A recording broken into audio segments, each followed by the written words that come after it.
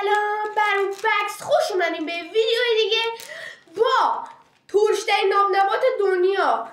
بریم ببینیم چی هست. این همه میگن ترشه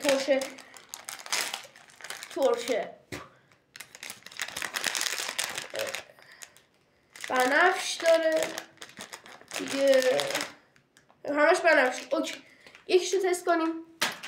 خب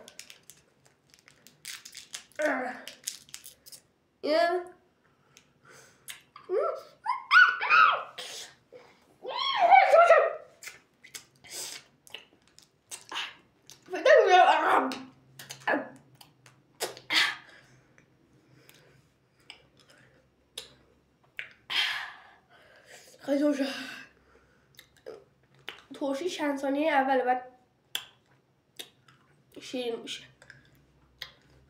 چند ثانیه اول زجرت میده بعد شیرین میشه. فکر نکنم همه یه طعم باشه. میده همه یه طعم. یکی دیگه باز کنم. خوشم اومد. وانه میشه. چرا؟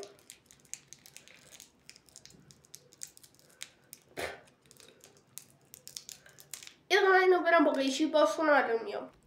خب ما رفتیم اینو با قیچی بازش کردیم و مثل این که همه‌شون یه رنگن دیگه، یه طعمن.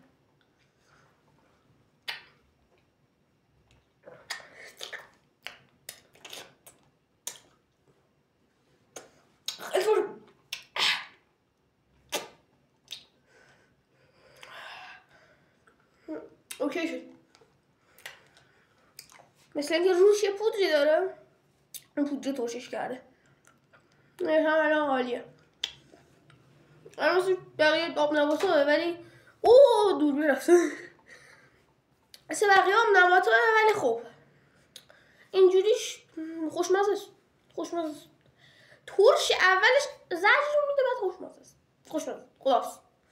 البته لایک و ساب فراموش نشه تا یه ویدیو دیگه.